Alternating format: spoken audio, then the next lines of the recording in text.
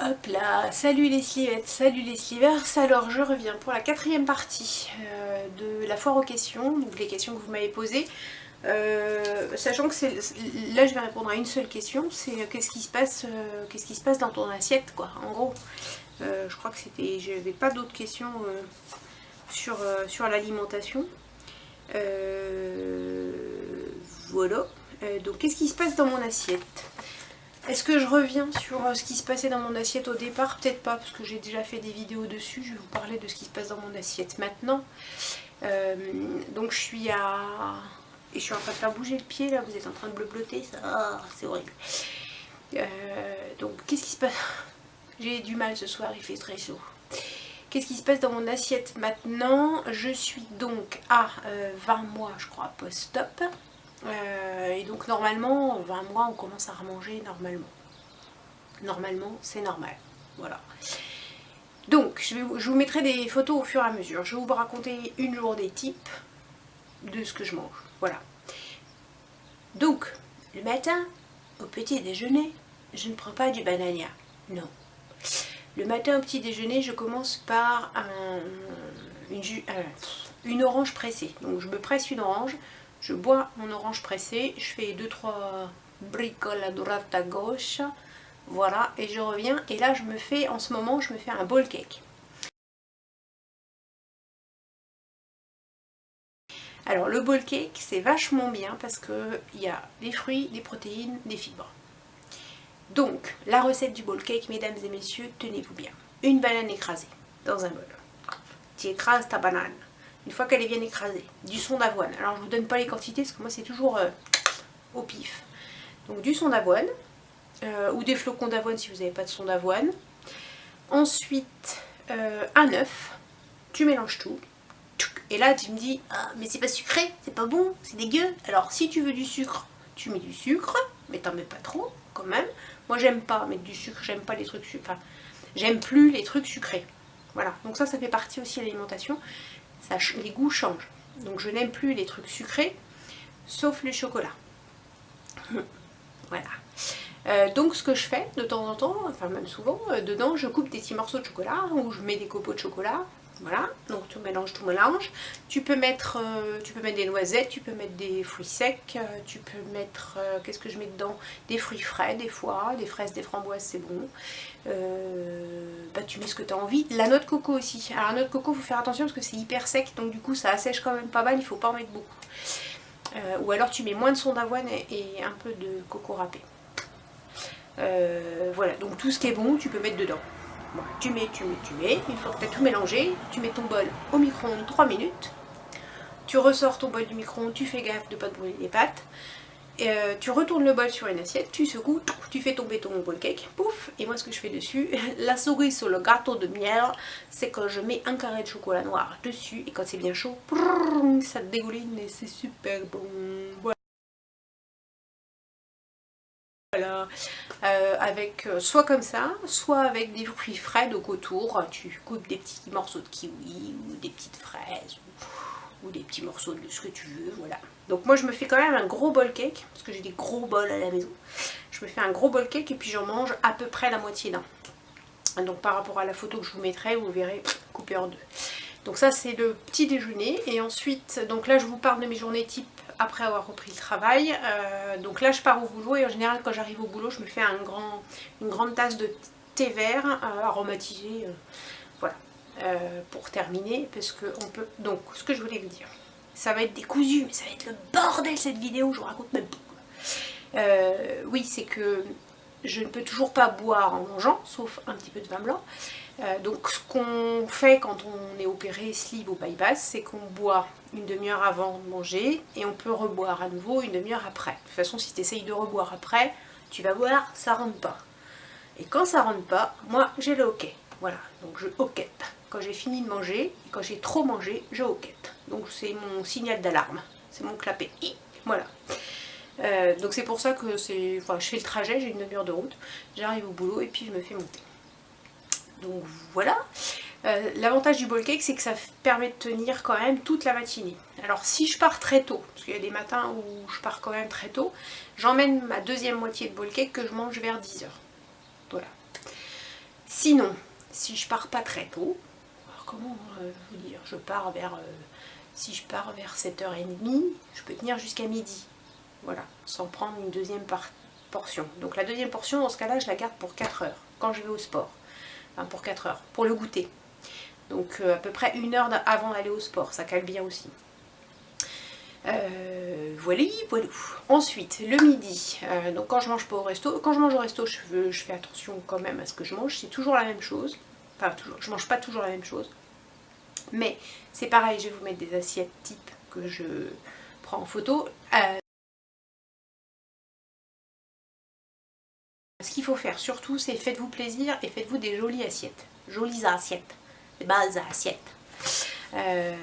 Donc toujours le midi, une protéine, donc viande, poisson, œuf, soja, les petits trucs de soja, la Björg là je crois, les steaks de soja, ils sont super bons à la tomate et tout, ils font des trucs bien, pour ceux qui veulent pas manger de viande par exemple.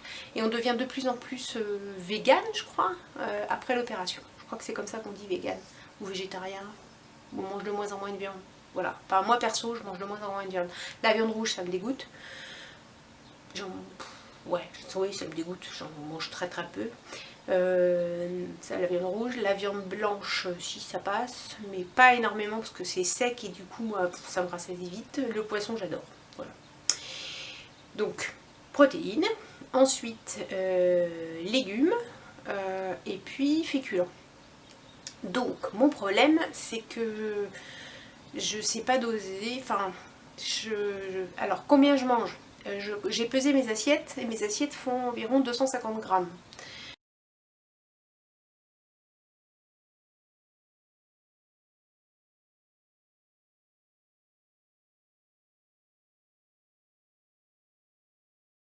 Mais 250 grammes, moi ça me fait trop parce que je mange pas tout. Donc les photos que je vous mettrai aussi, c'est des assiettes en général qui sont pas terminées. Donc la diététicienne, parce que j'arrive pas vraiment à doser quoi. Donc elle m'a dit qu'il fallait que je mette 3 cuillères à soupe de féculents, 3 cuillères à soupe de légumes. C'est à peu près la dose, ou 2 cuillères à soupe de féculents. Je vous remettrai un incruste, parce que je me rappelle plus du coup. Si c'est 3 et 3 de féculents et de légumes, pour arriver à avoir un dosage normal. Mais bon, j'ai vraiment encore du mal à manger une portion normale de 250 grammes. Voilà. Ensuite, en dessert, en ce moment il fait super chaud, donc c'est plutôt des fruits. Je me fais beaucoup de salade de fruits. Donc si j'ai encore de la place, je mange une salade de fruits frais. Voilà, que je me prépare. Donc il faut toujours avoir le frigo plein de fruits quand on est opéré aussi. Plein de fruits, plein de légumes. Ayez aussi dans vos placards plein de graines, enfin des graines j'entends, du riz, du boulgour, du quinoa, des lentilles de toutes les couleurs. Donc les lentilles corail sont aussi super bon, les lentilles vertes, des haricots, du pois chiche, ça j'en ai des pleines boîtes à la maison maintenant, voilà. Une épicerie fine à la maison. Épicerie, alors c'est pareil, épices, acheter plein d'épices, des herbes, puis t'en mets plein, puis tu fais des mélanges, puis c'est bon, puis tu te fais péter bille, parce que 250 grammes c'est Noël, voilà. Donc ça c'est le midi. Donc pour le goûter, donc si j'ai la fin de mon bowl cake, je finis mon bowl cake. Sinon, qu'est-ce que je mange? Un peu des céréales. Qu'est-ce que je mange? À la rigueur une banane avant d'aller au sport. Voilà, mon goûter c'est un peu ça, ouais, c'est à base de céréales ou de son d'avoine. Donc oui, je me fais aussi des pancakes au son d'avoine. Toujours pareil, je mets toujours pas de sucre. Et puis je me fais aussi des muffins au son d'avoine. Alors ça, les muffins au son d'avoine, c'est une recette Ducamp. La seule chose que Monsieur Ducamp ait pu faire de bien dans ses bouquins, c'est les muffins au son d'avoine. Donc ça c'est pareil, c'est hyper facile. Tu prends un yaourt, tu le retournes dans ton bol, tu casses un œuf dedans, tu mets du son d'avoine, tu mélanges, je crois que tu mets de la levure. Après dans des petits trucs alvéolés là, au four, et hop, t'as des muffins. Alors c'est pareil, tu peux mettre des pépites de chocolat dedans pour avoir des petits muffins pour la digestion. muffins et puis même principe, quasiment même principe pour faire les pancakes. Voilà, je vais avoir une vidéo qui va durer 12 ans. Ensuite le soir, donc en ce moment le soir je mange féculents légumes, protéines, il fait trop chaud, et puis les protéines c'est pas obligatoire le soir. Voilà, donc féculents légumes, fruits, donc une compote ou toujours de la salade de fruits frais. Et vous allez me dire dans tout ça, les laitages, alors les laitages, est-ce que c'est obligatoire? Je pense pas. Et puis en même temps, si je me fais des pancakes ou des muffins, j'utilise un yaourt ou un fromage blanc. Et puis de temps en temps, à la place des salades de fruits, je mange un fromage blanc avec un petit peu de confiture. Très peu de confiture, puisque la confiture maker, il y a trop de sucre. Voilà. Donc oui, tout ce qui est sucré, ça maker. Avant, j'aurais mangé des gâteaux et tout, plein de trucs comme ça, hein. Les millefeuilles, des éclairs, des religieuses, des trucs bien, tiramisu, tout ça. Voilà, mais maintenant, non. Là, donc, à midi, je suis allée au resto. Dans mon menu, j'avais un dessert qui était compris, c'était un tiramisu. J'en ai mangé un quart, sachant qu'en plus, il était hyper léger. Je pense qu'il n'y avait pas de mascarpone, c'était que de la crème fouettée et des fruits frais dedans. Donc vous voyez, c'est pas terrible, mais j'ai trouvé que c'était trop sucré. Mais du sucre, j'en mange quand même un petit peu. Je ne peux pas boire de thé sans sucre, donc je mets du sucre dans le thé. Et où est-ce que j'en mange d'autre du sucre? Dans le chocolat, puisque je mange du chocolat. Donc le chocolat c'est pareil, la diététicienne m'avait dit de pas me frustrer. Alors le principe aussi de l'opération, c'est de surtout ne pas se frustrer. Si on a envie de quelque chose, bon, pas au McDo tous les jours, mais si vous avez envie de quelque chose, en fait, ce qu'il faut, c'est que votre corps, il vous réclame rien.